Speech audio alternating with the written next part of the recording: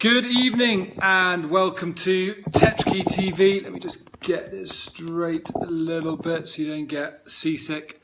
My name is Mark Hopkins and welcome to number 215 Facebook Live conversations that Rob and I are giving you in 2015. I hope you enjoyed last night's. It was so cool to chat to somebody who has actually gone away and done what a lot of us actually talk about doing, which is make a bold decision and go through it and do it for the reasons that's going to add the most value to themselves.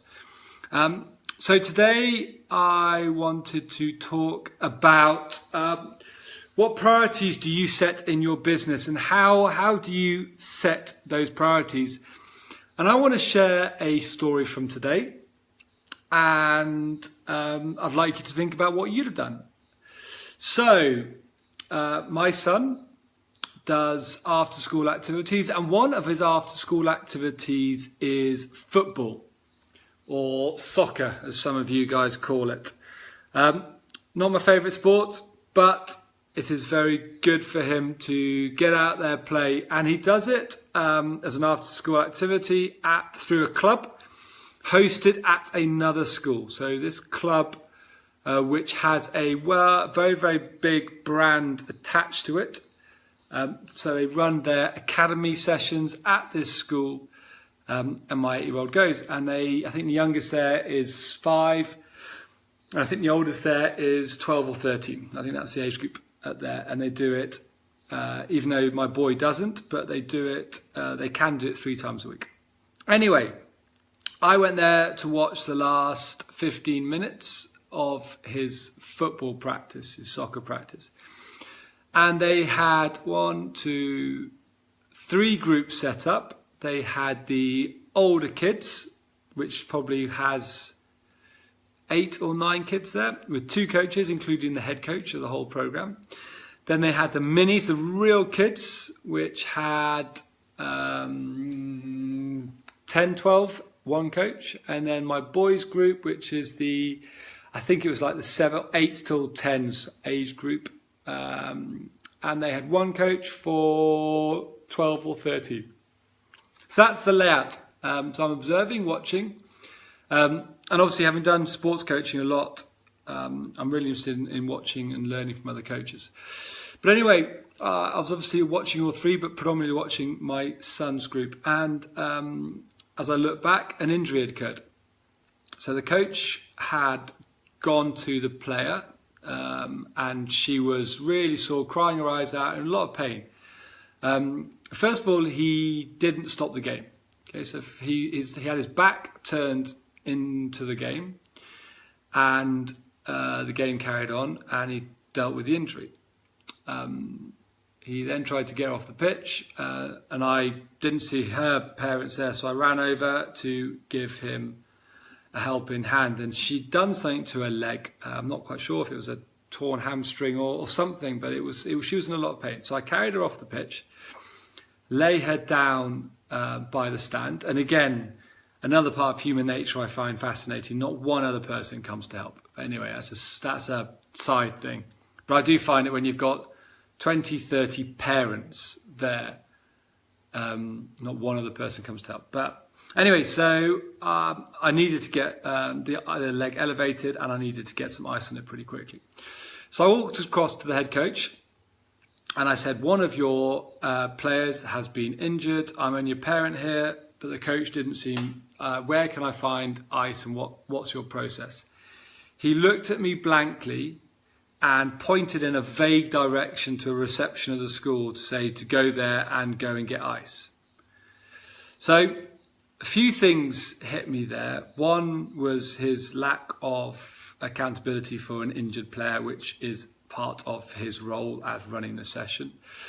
2, he didn't know me from a while. He knows me as a parent, but just literally sent me off on a wild goose chase to try and find ice.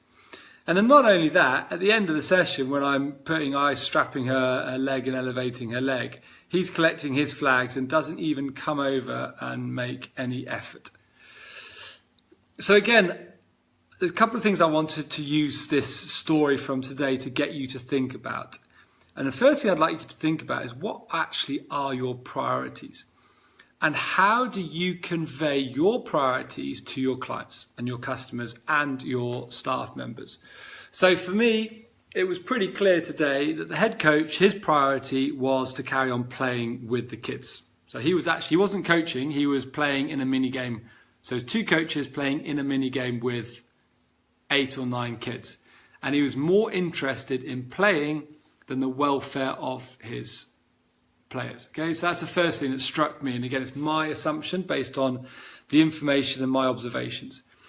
So what priority and what impression is he sending to other people? So now I'm actually not 100% comfortable if my son goes to this soccer academy anymore, because what happens if he gets injured?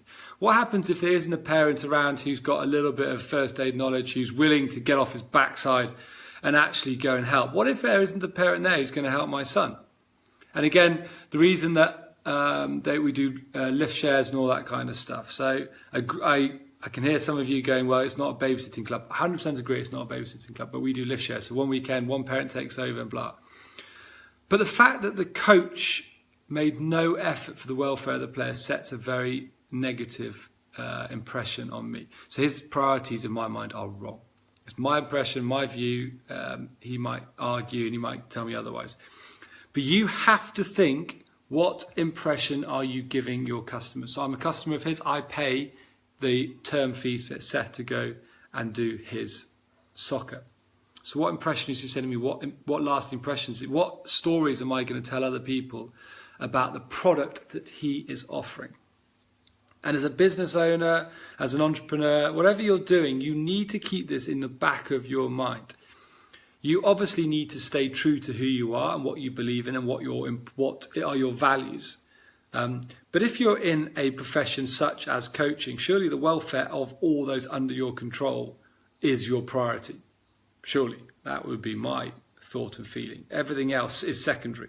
The welfare of the players is primary. Safety of the players is primary. But that has left me with a little bitter taste in my mouth. So I don't believe he thought about his priorities. I don't believe he did enough what-if scenario planning. I don't believe he'd prepared his coaches enough to say, if one of your players gets injured, these are the steps that you must take. So I don't believe that was in place. The fact he didn't have a first aid kit on the side of the pitch, I think he's just unprepared. But that impression has left a negative view in my mind. So you need to think very carefully about everything that you do. You've got to think carefully about your business. And you need to think about what impressions you are leaving, what priorities you're setting in a business that's going to ensure that you have a sustainable business. So with that, I am going to wish you a phenomenal evening. Rob and I have got a lot of things to be doing tonight. So Rob was up till 2 o'clock this morning getting some stuff done. And now I have probably going to about have the same cracking stuff on. So I am going to bid you adieu. Bonne nuit, slaap lekker, tot morgen, dames en heren, het is been hartstikke leuk en tot volgende keer. Doei!